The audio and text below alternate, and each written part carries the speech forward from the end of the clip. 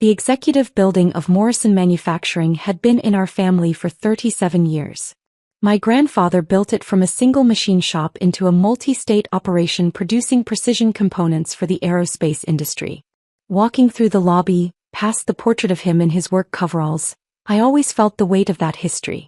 Today I felt something different. "You're late," my brother Derek said as I entered the conference room on the third floor.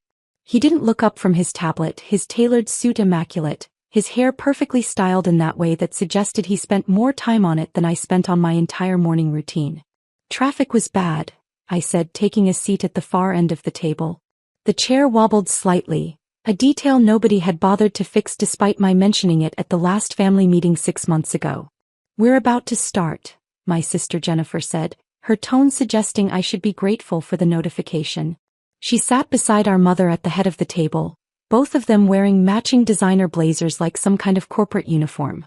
My mother, Patricia Morrison Reed, looked at me with that expression I'd seen countless times over the past 28 years. The look that said I was there out of obligation, not necessity. The look that reminded me I was adopted, that I wasn't really part of the legacy even though the family name was technically mine. "Now that everyone's here," Mom said, emphasizing the word everyone with just enough edge to make her point clear, "we can discuss the acquisition offer from Tecton Industries." Around the table sat the key players in what my family considered their empire. My stepfather Richard, who'd married into the business 12 years ago and acted like he'd built it himself. My uncle James, my mother's brother, who handled operations. My Aunt Carol, who ran human resources. And of course, Derek and Jennifer, the golden children who'd been groomed for leadership since birth. Then there was me.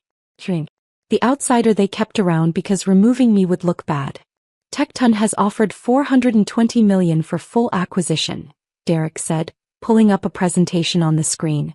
"The deal includes retention packages for key leadership and a 5-year consulting arrangement for family members." Jennifer leaned forward, her enthusiasm obvious. "This is exactly what we've been waiting for. A major tech firm wants our manufacturing capabilities. We'd be part of something huge. The valuation is strong," my Uncle James added. 20% above market rate for similar manufacturing operations. They're paying a premium for our aerospace certifications and client relationships. "I've already spoken with our attorneys," my stepfather Richard said. "The deal structure is solid. We can close within 90 days if we move quickly." Mom smiled, the kind of smile that came with champagne and celebration plans. "This represents everything Dad worked for. A legacy that extends beyond our family into the future of advanced manufacturing." I listened quietly, watching the presentation slides change. Revenue projections. Integration timelines. Retention bonuses for executives. It was all very professional, very polished. It was also incomplete. "The board has already given preliminary approval," Derek continued. "We just need family consensus to move forward with the formal acceptance." "Family consensus," I said, speaking for the first time since entering the room. Everyone looked at me as if they'd forgotten I could talk. "Yes, Adrian," Mom said with exaggerated patience. "We make major decisions as a family. That's how Dad wanted it." "Even though I'm not really family," I said. The room went silent. Jennifer's expression tightened. Derek looked uncomfortable. My Aunt Carol suddenly found her phone fascinating. "That's not what I said," Mom replied, her voice cooling several degrees. "But there's a difference between being legally part of this family and understanding the business. Between having your name on the papers and having actually contributed to building something." "I see," I said. "You work in quality control," Richard said as if explaining something to a child. "That's important work, but it's not strategic. You don't have the background to evaluate a $400 million acquisition." "I've been here 7 years," I said. "In quality control," Jennifer repeated. "Checking measurements and reviewing inspection reports. That's not the same as managing client relationships or understanding market dynamics." "We're not trying to exclude you," my Uncle James said, though his tone suggested exactly that. "We just want to make the decision efficiently, without unnecessary complications." I nodded slowly. "And by family consensus you mean everyone in this room agrees?" "That's right," Mom said. "Everyone who's actually involved in running the company. The real decision makers." Only real family makes decisions here, she added, looking directly at me. She stood and closed the office door, as if that would somehow make her next words more authoritative. People who've earned their place through contribution, not just through paperwork. Derek smirked. Jennifer's expression matched his. I nodded quietly, accepting the dismissal for what it was. My mother's phone rang, the sharp sound cutting through the suddenly tense atmosphere. She glanced at the screen, irritated. It's David Chin, our CEO. I should take this. She answered, putting the phone on speaker. David, we're in the middle of the family meeting about the Tecton acquisition. Can this wait? David Chen's voice came through clearly, professional but strained. I'm afraid it can't, Patricia. We have a significant problem with the acquisition. Mom's expression shifted from irritated to concerned. What kind of problem? I just received notification from our corporate attorneys that the Tecton merger has been rejected by our majority stakeholder. The deal cannot proceed without their approval, and they've formally declined to grant it. The room went absolutely still. That's impossible, Derek said. We are the majority stakeholders. The family owns 78% of the company. That information is incorrect, David said carefully. Or rather, it's outdated. Your family collectively owns 29% of Morrison Manufacturing. The majority stake is held by a separate entity. My mother's keys, which she'd been holding, dropped onto the table with a metallic clatter. What are you talking about? We own this company. My father built it. We've always been majority owners. That was true until approximately 5 years ago, David said. At that time, a private investment firm called Axiom Holdings began purchasing shares through various private transactions. The purchases were all properly documented and filed with the corporate records, but they were structured in a way that didn't trigger consolidated reporting requirements. Richard grabbed the phone. Who owns Axiom Holdings? There was a pause on the other end. When David spoke again, his voice was even more careful. That information is contained in the corporate filings, but I think it would be better if we discuss this in person. I can be there in 20 minutes. Tell us now, Mom demanded, her composure starting to crack. Another pause. Axiom Holdings is wholly owned by Adrian Morrison Reed. The silence that followed was so profound I could hear the air conditioning humming through the vents. Derek stood up so fast his chair rolled backward. That's insane. Adrian doesn't have that kind of money. Where would he get the capital to buy 50% of a manufacturing company? 71%, David corrected quietly. Axiom Holdings currently owns 71% of Morrison Manufacturing. Jennifer's face had gone pale. This is a mistake. Some kind of clerical error. It's not an error, I said quietly. Everyone turned to look at me. It's accurate. I own 71% of the company through Axiom Holdings. I've owned majority control for 3 years now. My mother sat down slowly as if her legs wouldn't support her anymore. How? Grandfather's trust, I said. When he died, he left equal trusts to all his grandchildren. Derek got one, Jennifer got one, and I got one. They matured when we each turned 25. That trust was $2 million, Derek said. You can't buy 71% of this company with $2 million. You're right, I said. But $2 million can be invested. Can be grown. Grandfather set up my trust differently than yours. Yours were liquid assets, immediately accessible when you turned 25.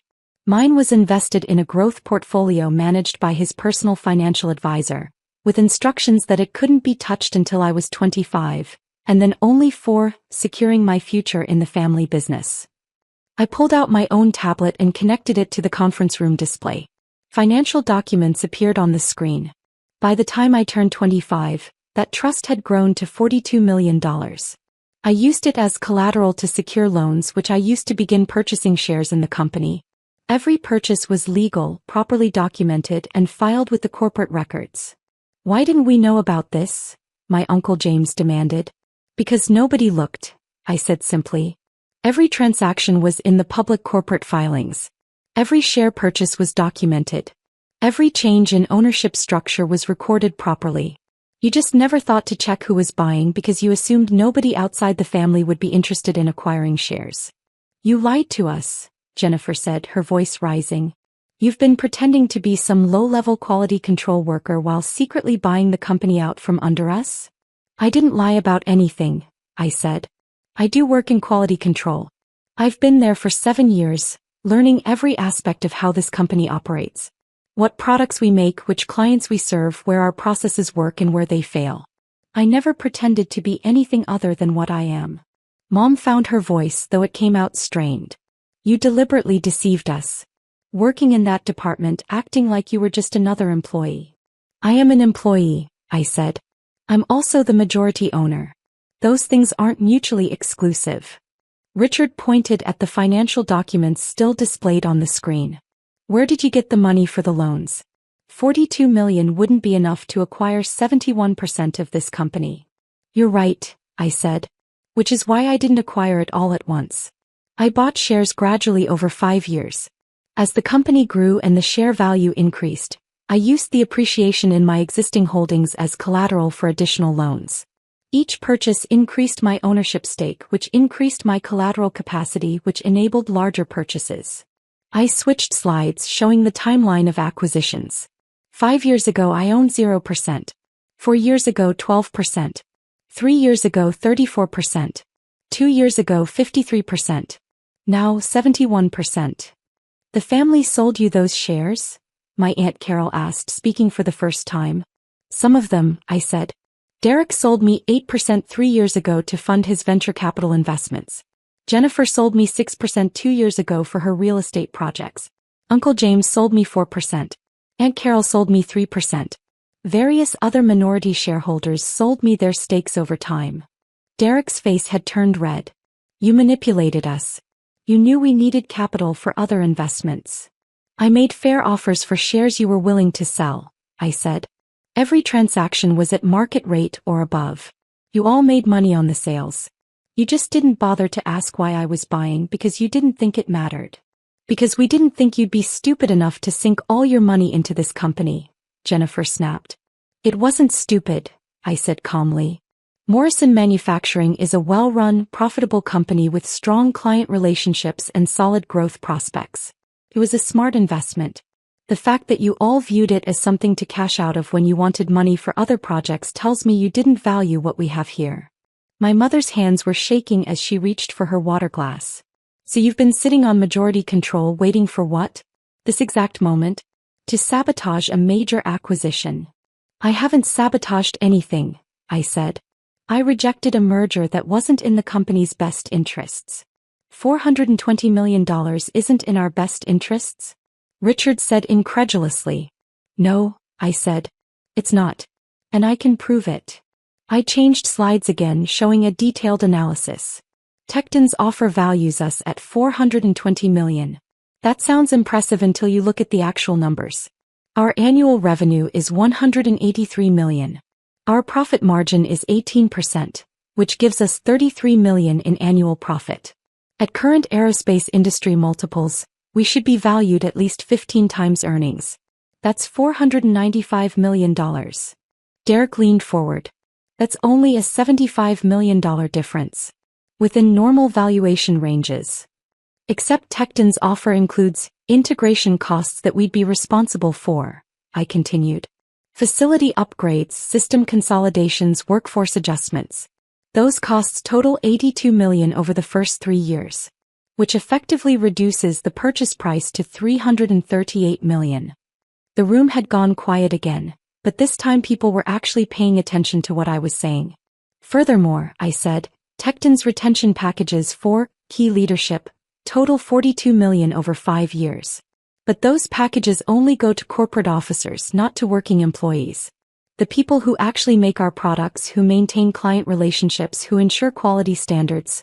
They get nothing except the uncertainty of new ownership. I switched to another slide. Most significantly, Tecton's integration plan calls for consolidating our 3 manufacturing facilities into 2 within 18 months. That means closing the Ohio plant, which employs 347 people. People who've worked for this company for decades in some cases. People who've built their lives around these jobs. My Aunt Carol looked uncomfortable.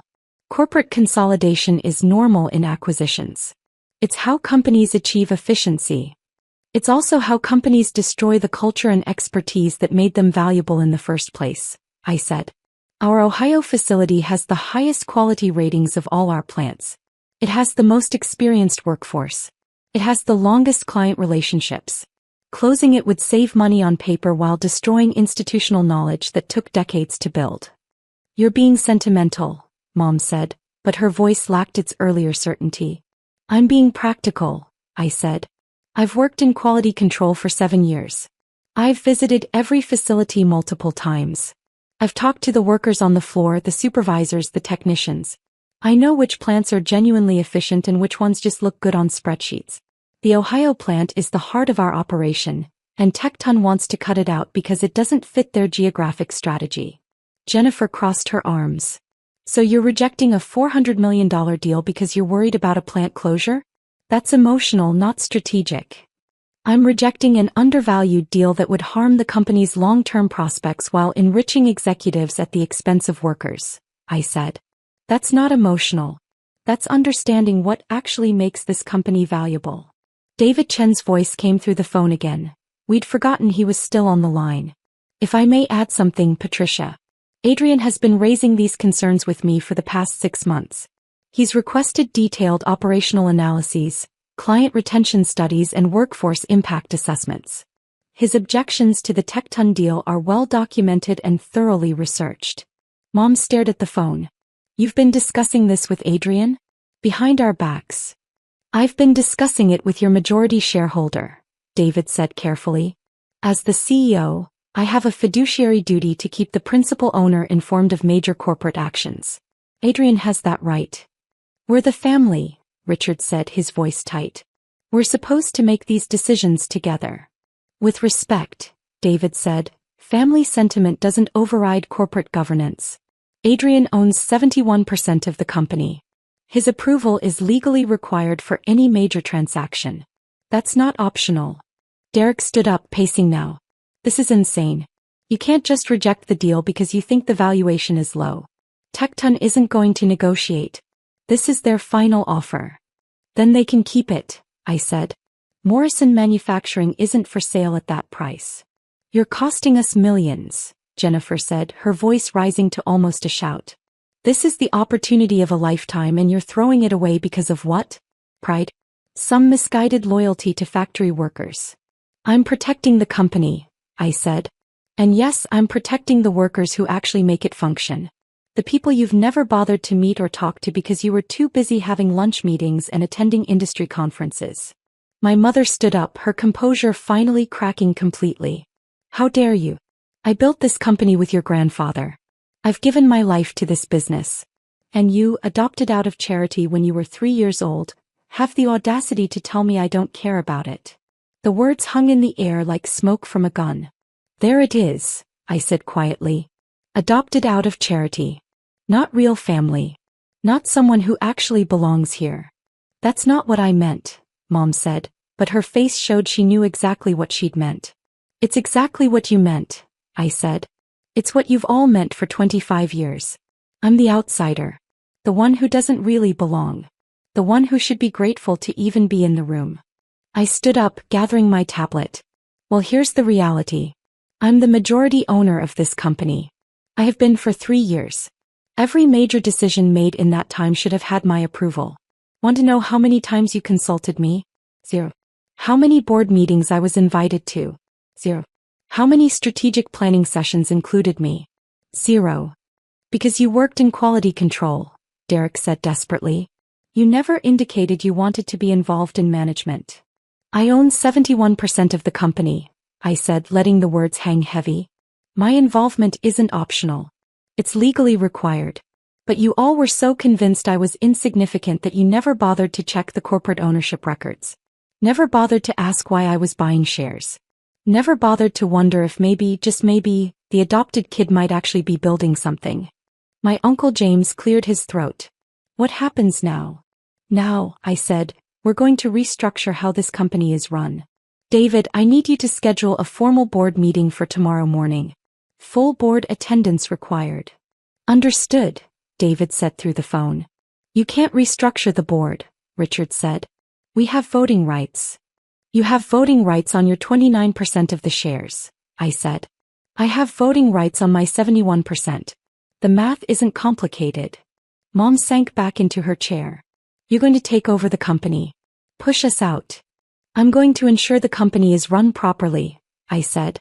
Whether that includes you depends on whether you can accept that I'm actually in charge. That I'm not just the adopted kid you keep around out of obligation.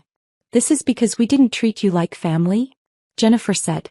You're destroying our legacy out of spite? I'm not destroying anything, I said. I'm protecting the legacy grandfather built. The one he trusted me enough to give me the resources to preserve. He knew exactly what he was doing when he structured my trust differently than yours. He wanted someone who would value the company itself, not just what it could be sold for. I walked toward the door then paused. The board meeting is at 9 a.m. tomorrow. I expect everyone to attend. We'll be discussing management restructuring, operational priorities, and the company's direction going forward. Come prepared to actually listen for once. I left the conference room and walked down the hallway, past the executive offices with their mahogany furniture and expensive art. Past the reception area where Linda had worked for 20 years and always remembered to ask about my day. Past the break room where I'd had lunch with the third shift supervisors and learned more about our operations than a dozen strategic planning meetings could teach. My phone started ringing before I reached the elevator. Mom's number. Then Derek's. Then Jennifer's. I let them all go to voicemail. Instead, I called Marcus Howell, the attorney who'd been helping me structure the Axiom Holdings acquisitions for the past 5 years. He answered on the second ring. Adrian, I assume they found out? David Chin told them on a conference call, I said. It went about as well as expected. Do you need me there for the board meeting tomorrow? Yes, I said. Bring all the corporate governance documents. Articles of incorporation, bylaws, shareholder agreements. I want everything crystal clear. Understood. For what it's worth, you handled this correctly. The Tecton deal was undervalued and the operational impacts would have been severe. Tell that to my family, I said. They're not going to see it that way for a while, Marcus said. But you did the right thing. Your grandfather would be proud. I hung up and stepped into the elevator. My reflection in the polished doors showed a man in work clothes. Jeans, a company polo shirt, safety boots. I looked like exactly what I was. Someone who'd spent 7 years on factory floors learning how things actually worked. But I was also the majority owner of a $183 million a year manufacturing company. Those two things weren't contradictory. They were complementary. The elevator reached the ground floor and I walked out into the lobby. Past grandfather's portrait. He was smiling in the picture, wearing his coveralls, standing in front of the original machine shop. A man who built something real, something lasting. I stopped and looked at the portrait for a long moment. I hope you knew what you were doing, I said quietly. Trusting me with this. My phone buzzed with a text from David Chin. Boardroom reserved for 9 a.m. tomorrow. Full board confirmed attendance. IT has prepared all the corporate records you requested. We'll have them ready by 8 a.m. I texted back, thank you. See you then. Another text came through, this time from Jennifer. We need to talk about this. You're making a huge mistake. The family built this company. You can't just take it over. I typed a response. The family sold me 71% of the company.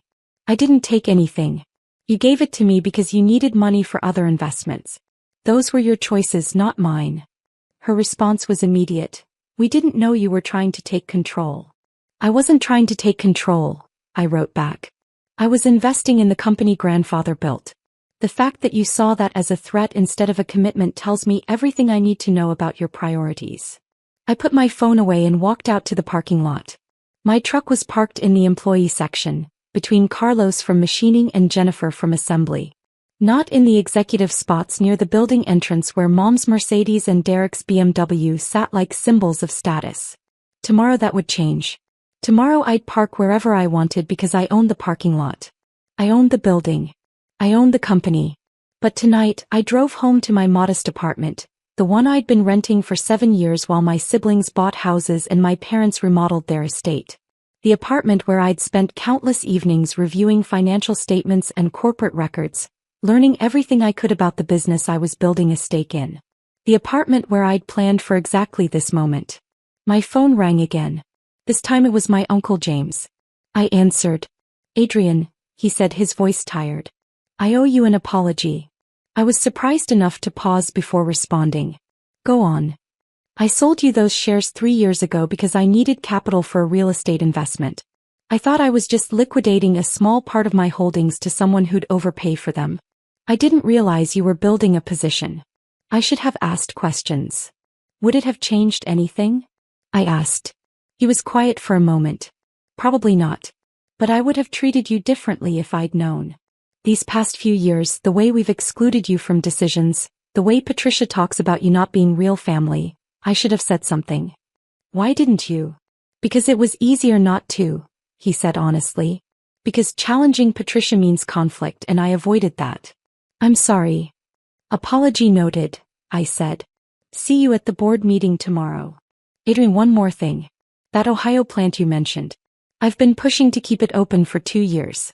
The efficiency studies all show it's our best facility. But Patricia and Derek kept insisting we needed to consolidate for cost savings. Did you tell them the quality data? Multiple times. They didn't want to hear it.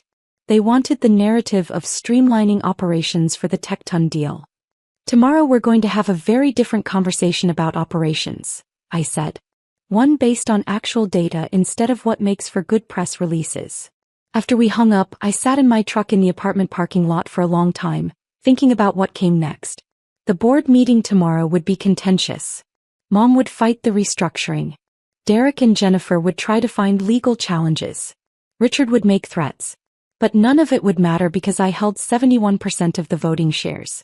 The math was simple even if the emotions were complicated. My phone buzzed with one more message, this time from David Chin. Tecton just called. He heard their deal was rejected.